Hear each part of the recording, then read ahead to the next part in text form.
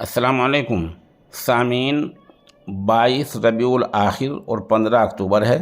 خبر کا عنوان ہے صبح کی اہم خبریں۔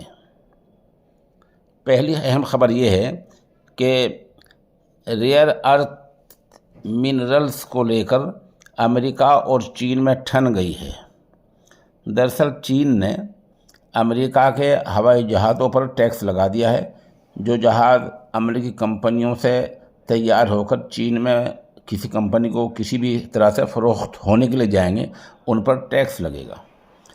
آپ کو پتہ ہے کہ اس سے پہلے امریکہ چین پر بھاری ٹیکس لگا چکا ہے۔ اس درمیان ریئر ارتھ منرل کو لے کر امریکہ چین آمنے سامنے آ گئی ہیں۔ یہ ریئر ارتھ منرل کیا ہے؟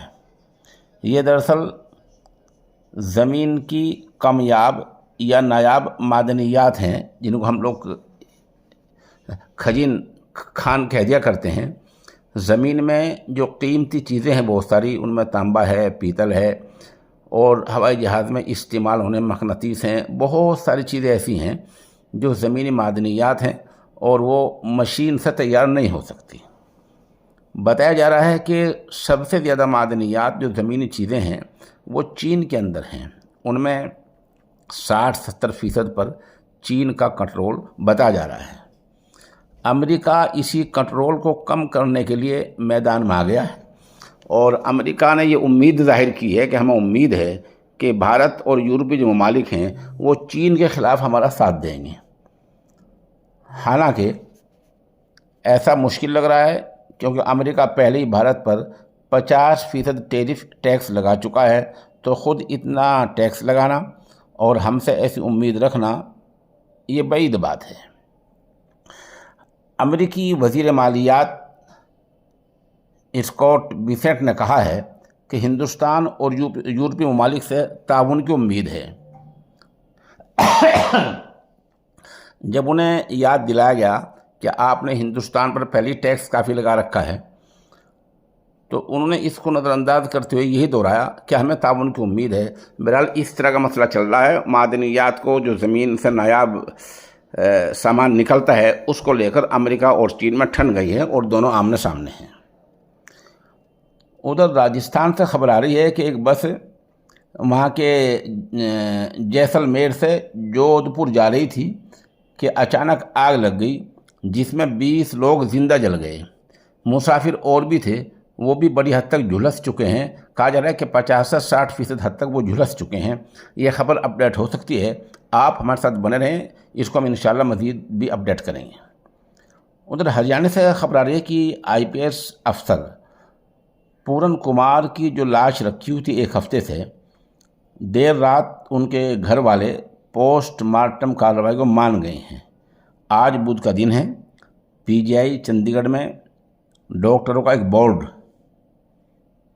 پوسٹ مارٹم کرے گا، اور دوپہر بعد IPS کا انتم سنسکار ہوگا۔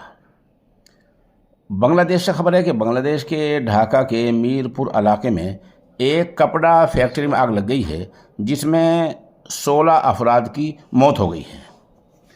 ادھر اتر پردیش کے اعظم گڑھ جیل کے عجیب خبر آ رہی ہے۔